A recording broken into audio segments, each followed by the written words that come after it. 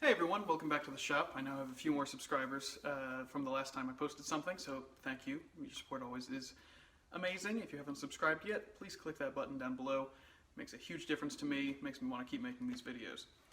Now, this is going to be the beginning of a short series I'm doing about the various Christmas gifts I make for people. Some of them are commissions that I've been asked to make, some of them are my own gifts, and I'll probably clarify that as we go. But the first one I'm going to be making is a ladder ball set. This game is also called Redneck Golf or Ladder Golf. There's a million different variations of it.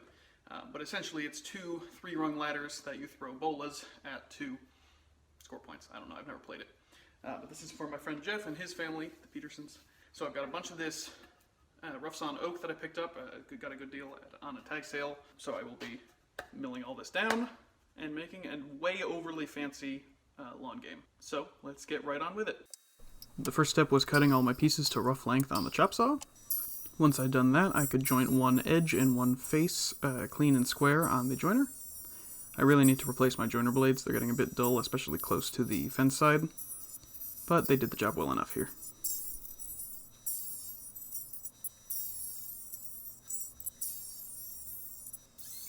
Then I took them over to the thickness planer and squared up that last face. The cart I'm using in this to hold the planer up was one of my first videos, the scrap-built flip-top tool cart.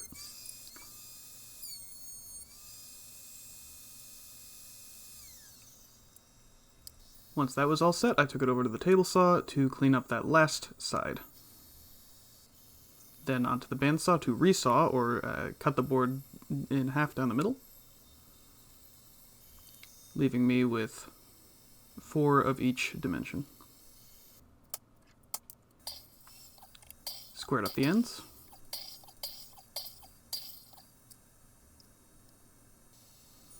Then I started cutting the tenons on the table saw. You'll get a different view here in a sec, but essentially I'm taking very shallow repeated passes to create a thinner section at the end, which will then get fit into a hole on the base part.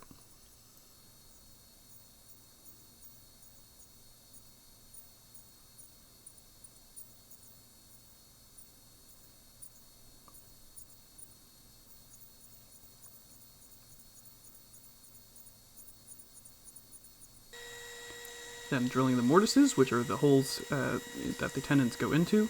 I started out using a spade bit for this. I found it wasn't the most precise thing, so I switched over to a Forstner bit when I got onto the second one. But with the fence well lined up, this actually did a pretty clean job, and then just a little bit of chisel work cleaned up the joints.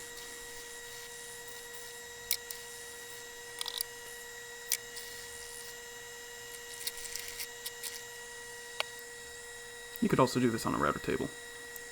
I just don't have any router bits that are the right depth for this.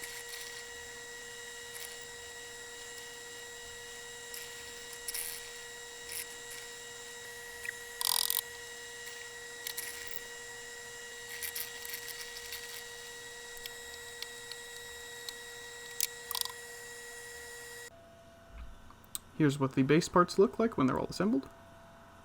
Now for the rungs.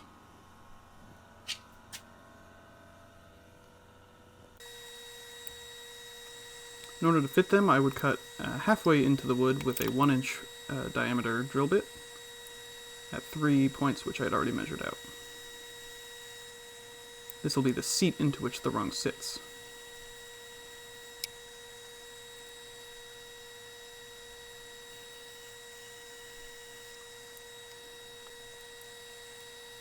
Then I could finish that hole with a slightly narrower bit, which I would then attach a dowel to. You'll see here I made a little jig for drilling directly into the center of my dowels. You could get these at pretty much any hardware store. I picked them up, they're a few bucks a piece. I could have also made them myself on the lathe, but this was way easier. You see there I get a nice centered hole pretty repeatably.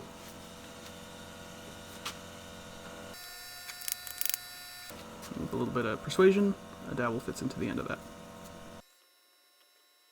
This is the only place in the entire project I used any glue or permanent connections, because these are all going to be integrated pieces. I decided to see how strong they were. This is with no glue on any of the joints, and it held together just fine.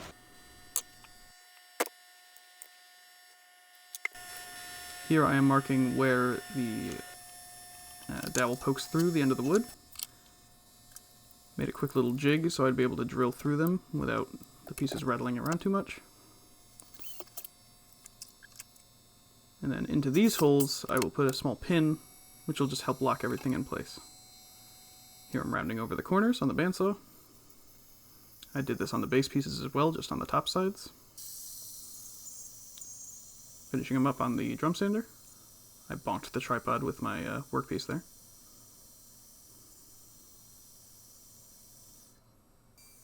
And then onto the router table just to give them a slight round over, just to make them look a little bit better. You can see I got a little bit of tear out right on the mortise because I wasn't paying attention and the bearing slipped into the hole. So, a couple small defects, but nothing I'm too worried about.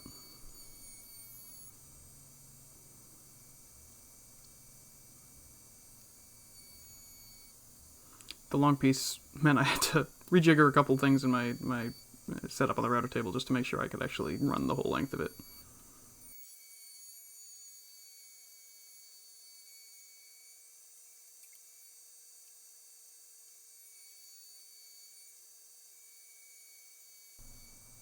I did my best, especially when there was any knots or imperfections in the wood, just to make sure that I wasn't going to accidentally sink the router bit too deep in or let the guide bearing slip.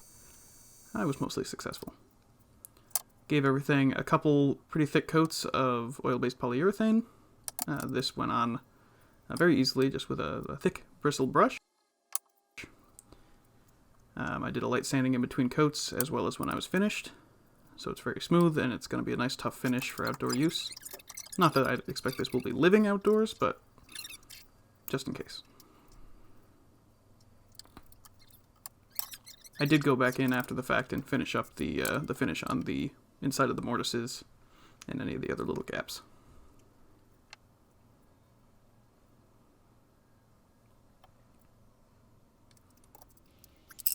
And here it is. To assemble them, you just insert the sides into the bases. They fit in fairly snugly, but not too tightly. Then line up your 3 rungs. Probably the most finicky part is getting the second base to attach. You have to do a little bit of persuasion, but it all goes together pretty easily. Here are the pins I'm using. These are little stainless steel pins I took from the inside of a piano. They fit in excellently.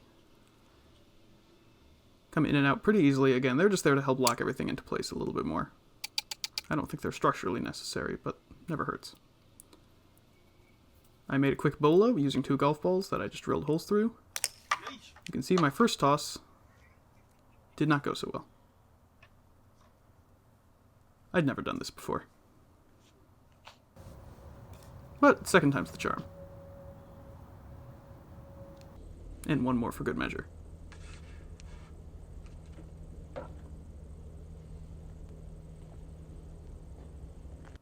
Thanks again for watching, and make sure to subscribe.